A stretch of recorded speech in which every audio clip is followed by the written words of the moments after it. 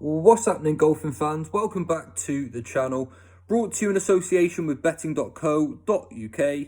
I'm Ginger Joe and I'm back with my very first episode of my weekly betting tip videos, and this week we're going to be taking a look at the Genesis Invitational and also the Thailand Classic.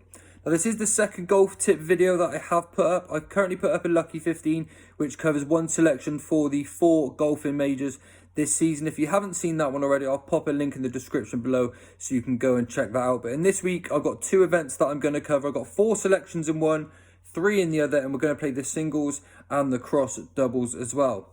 Now, I'm going to be doing these every single week and bringing you one episode every Tuesday morning. So you've got time to get your bets on before the events start on Thursdays, and then we'll just see how we get on. I have trialled these in my horse racing group chat for about 6 months. They turned out to be quite profitable, so I thought I'd start bringing those to you as well, starting this week for the rest of the season. I've had a little bit of playing tour experience myself. Played for about 5 or 6 years on the likes of the Jamaica Tour, Europro Tour, Challenge Tour, and did okay without actually managing to get a win on those events. But I was real grateful for the opportunity, and I'm really glad that I can obviously try and use a little bit of this experience to bring you some winning selections throughout the season. But as I said, we've got the Genesis Invitational this week, which we'll start off with first. You can actually get 10 places available in this event as well. It takes place at the Riviera Country Club, over 7,322 yards. We've got a par 71. A lot of left to right shaped holes here, but you don't actually necessarily have to be the fader off the ball. You can actually sort of play straight shots off the tee or even a small draw. I don't necessarily think it makes too much of an impact, but ultimately what I'll be looking for here is a really solid iron player and a decent putter as well. I'm not too concerned about those tee shots because it's still open enough, and I think you could probably still play a small draw providing that you've got a high enough ball flight at this place. 10 places on offer, and I've got 4 selections for you to go for in this one. And my number 1 selection is going to be world number 7, Justin Thomas, 2-time major winner at 14-1. Very much back to form last week at the Phoenix Open. Started this year very, very well. Finished 4th last week with scores of 71, 68, 67 and 65. He was progressively getting better, warming up through that tournament. And JT can generally just do it all as well. He's a really good driver of the ball, but ultimately, as I said, he's a very, very good iron player. He's got a lovely rhythm here, and he can actually play a nice soft draw, a nice soft fade. He's very, very creative, and I've actually put him up to win the Masters in April, so I really think that he's one that's going to start peaking around this time of year, and I think he could go very well. He's a very controlled sort of player with these irons, pretty decent short game when he's on form as well, as he went quite low in all 4 rounds last week, and he's really just starting to come into form. 6th in this event last year, and I think the 14-1 is a good little bit of value, and here's my number 1 selection for the Genesis Invitational. Then moving on to my second selection, it's world number 20, Hideki Matsuyama from Japan at 28-1. Also played quite well last week, managed to finish tied 29th after starting off with a 74, so we had a lot of ground to make up, but then finished with a 68, 67 and then a 70 to finish 5 under. But he's a fantastic ball striker, Hideki Matsuyama, and this course should probably suit his game really well. Of course, he's still got to go out there and do it, but technically on paper, this course should suit him really well. Never seems to be too far away, even on his bad days, and I do just love Hideki. He could probably let rip with a few of his drivers here, and he's got a similar game to Justin Thomas.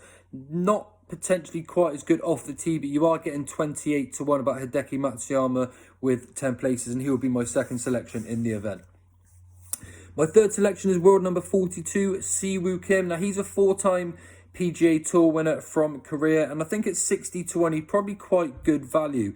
He, again, played quite well last week. Didn't putt too well, but I'm sure that's going to change this week as he hasn't played too many times in the recent months. But he still managed to shoot 6 under, tied 23rd whilst not being at peak form. And I think that actually screams the sign of a really good player as well.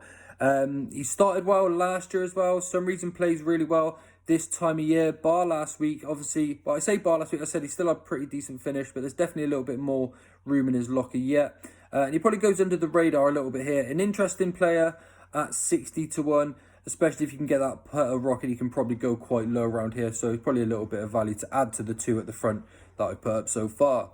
And then my fourth and final selection is world number 77 and South African Christian Bezuidenhout at 150 to 1. A little bit of a wild card, but definitely one of the most underrated players on tour. And I actually think that he may go well this year in a few of the majors, and I have actually had a few cut on him for the US Open already. He did actually miss the cut last week, but don't worry about that whatsoever. He's one that's going to grow into his game, particularly as the time goes on. And as soon as he gets a little bit of confidence, he's another one that can really start to go low. I think he's probably going to go close in one of these majors, so the 150 to 1 has tempted me in and is the fourth and final selection.